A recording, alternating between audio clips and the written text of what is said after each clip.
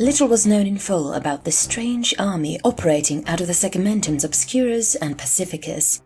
What intel has been gathered has both alarmed and confused the leaders of the Imperium, such that they sent a Lord Inquisitor of a minor branch of the Inquisition to ascertain the truth of the matter. What follows are his findings after conversing with the Grey Guardsman, Caius Aurelius. I know what you seek, Lord Inquisitor. Information without restriction. I can practically feel your hunger for it. You are not the first. Others have come, blinded by their zeal in my friend, and tried to have us destroyed. They have come and failed. However, you are a different Inquisitor, and I shall place my trust in you and you alone. Now, let us talk, youngling. Caius Aurelius, the Grey Councillor and left hand of the Emperor, to Remlace, Lord Inquisitor of the Ordo Theoreticus, upon the latter's arrival onto the Legion's grave. The Grey Legion was formed in the millennia after the Horus Heresy from what loyalist forces remained from the 9 traitor legions after parting ways with their disgruntled battle brothers, having taken an intense dislike to the path they were taking. Using the notion of a sub-crusade to break away, the remnants, as they came to call themselves, learned of their brother's treachery too late to be able to help. Calling a council of a representative of each legion remnant, they all agreed to strike their heraldry off their armor out of shame for the crimes of their legions and primarchs. The second agreement that was made was to annihilate every traitor brother they came across with extreme prejudice. Lastly, they decided to hide themselves among the stars, choosing to capture and populate a massive space hulk which they named the Legion's Grave.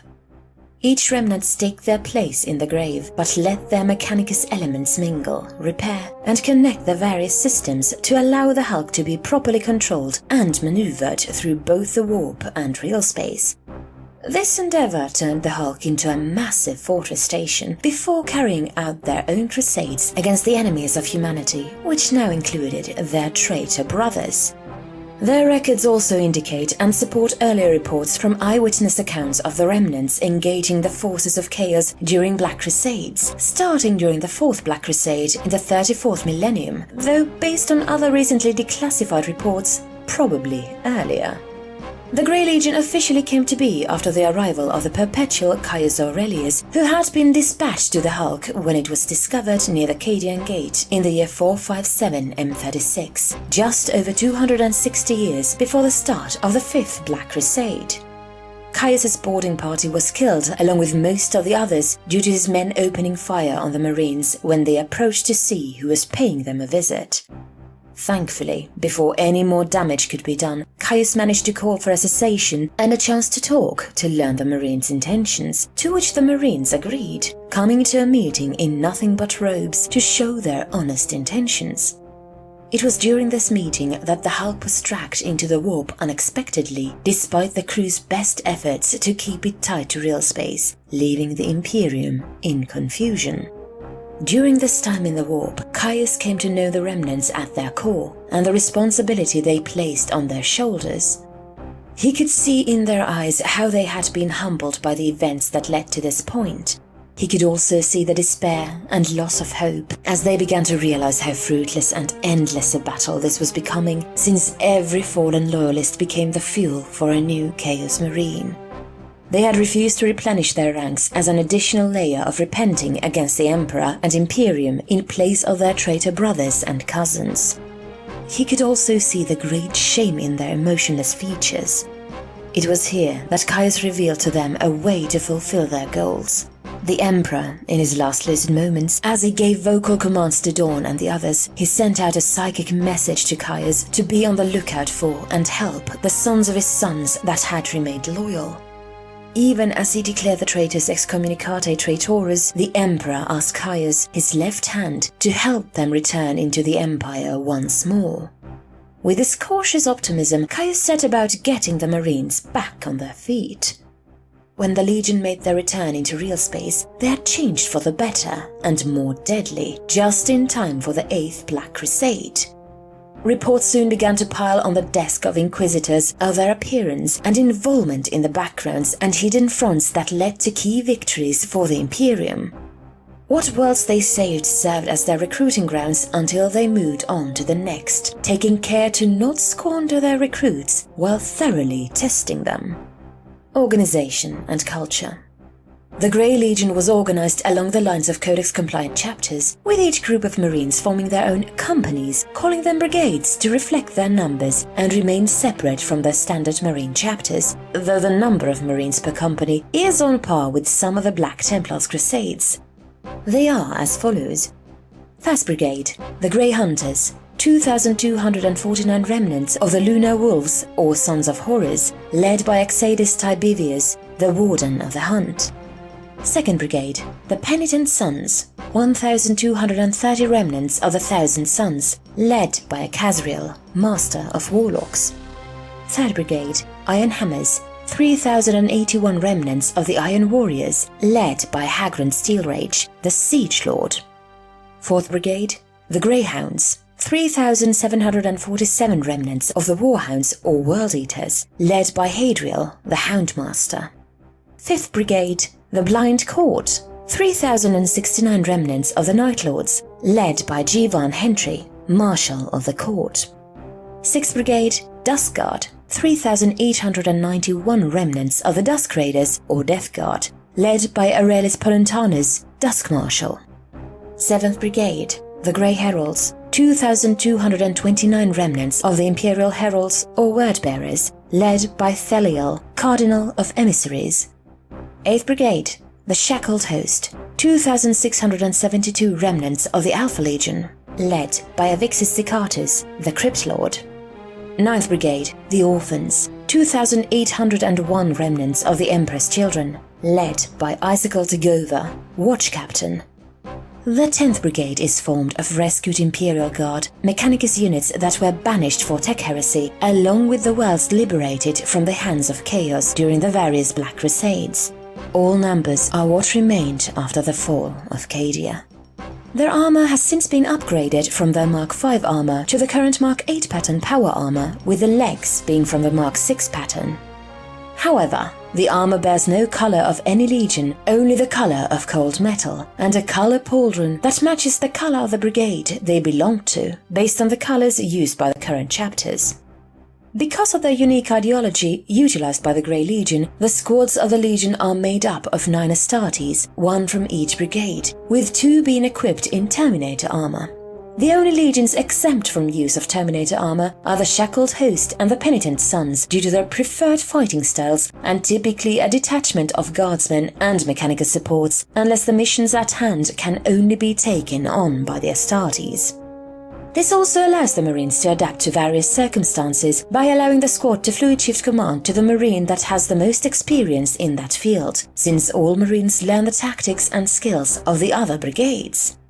While the current Imperium worships the Emperor of Mankind as a god, Caius has enforced no such worship upon the remnants or the Imperial Guard elements they have picked up, especially the remnants of the Word-Bearers who came to understand, shortly before leaving their disgruntled brothers, the truth behind the Emperor's punishment of their legion so many years ago.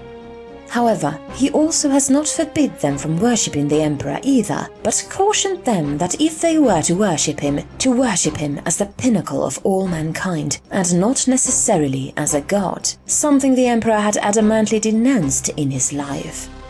For the remnants of the Word-Bearers, this was a time of confusion, as they were hesitant to worship the Master of Mankind again, especially with the humbling still fresh in their minds. However, they also saw the unease of those who have spent their lives believing that the Emperor was a god. After days of discussion, they arrived at the vow, an oath of monastic life offered to their new recruits and current full Astartes. If a herald undertakes the vow, they commit themselves to a monk's life, teaching the ways of the old Imperium in a religious manner. This also means they are unable to take up arms unless it is in defense of their own life or the lives of others against imminent danger. Those that take the vow tend to the mausoleum and the sanctum, while also acting as priests and giving sermons to those who are uncomfortable not worshipping the Emperor as a god. Interactions with the god. After watching the sins committed by their battle brothers and the determination to survive displayed by humanity despite the destruction wrought upon them, all the Marines were humbled and resolved themselves never to look down on their non-Astartes brothers and sisters in arms. They remembered that it was their duty to protect all of them in the name of the Emperor and his Imperium as his mighty bulwark. They have made a concerted effort to interact with the god and have since begun to remember what it is to be human. Recruitment for the legions focus, like many other chapters do, on those that have learned to survive in this current state of the Imperium. They draw their recruits from the underhive gangs and the downtrodden to the inhabitants of feral worlds, any who have survived to the age of 10 and have shown the necessary aggression and survival instincts. Once recruited, the new recruits can choose which Marine brigade they wish to join and are given a basic outline of what each brigade is responsible for. Once the recruits make their choice, they are swiftly led into their education. The educating and training of the new recruits begin with the truth. Chaos is real, and it was what helped lead to the downfall of the Imperium and the Emperor of mankind. They are taught that it will be their duty to take up the mantle of responsibility, even as the old Marines found their deaths and were replaced, to continue their bitter war against the traitor brothers until they are forgiven or until no traitor Marine remains alive. Unlike their loyalist chapter counterparts, the Remnants still treat their recruits in a similar manner to their recruitment methods during the Great Crusade and take great care not to lose any recruits if possible. For mental fortitude against the chaotic onslaught they will face, all brigades request the aid of the Thousand Sons Remnant, the Penitent Sons, in their training. Should a recruit fail training before the onset of his first implantation session, they are given a choice to return home or move into the 10th Brigade to serve with the Imperial Guard. Training is varied across the brigades, as each of them have their own special field. However, bearing the lessons learned from the Horus Heresy, every full-fledged Marine is trained to basic proficiency in each other's tactics and field of combat. This is designed as a fail-safe should any of them turn to the will of chaos, allowing other groups to face them on relatively even ground.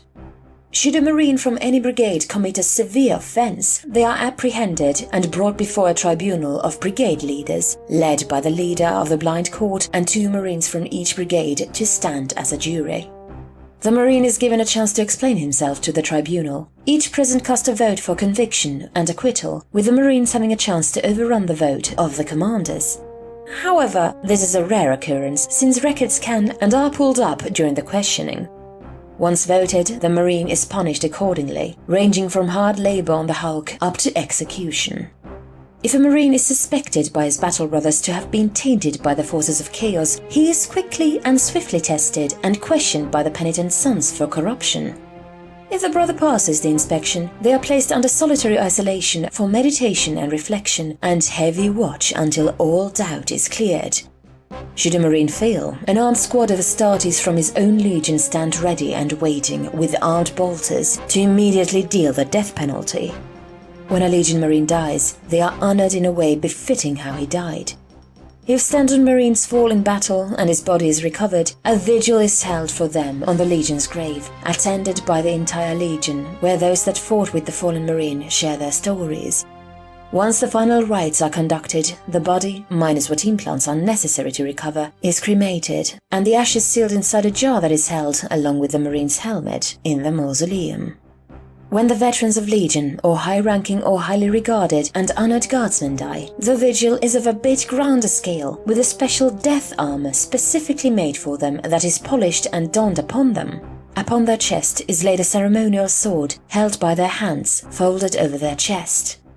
When all the final rites are completed, the body is entombed in the sanctum, and a week of silence follows. When a guardsman of the Legion falls, their names are recorded on the massive banners that hang throughout the entirety of the mausoleum, so that they are never forgotten by those that come after.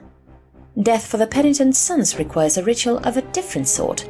Thanks to the Ahriman's rubric, the curse of the flesh change was cured, but at a terrible price. The spell turned many of the Thousand Sons remnants into dust, sealed into their power armor, while other, more powerful psykers simply exploded. Those that remained were left to grapple with the aftermath. After some time coming to the terms with this change, they learned how to seal the souls of their ashen brothers in jars to keep in the sanctum, and have continued this tradition, now conducting it as a trial for their own new Marine recruits, as the final trial to overcome, naming it the Curse of Ahriman's Betrayal.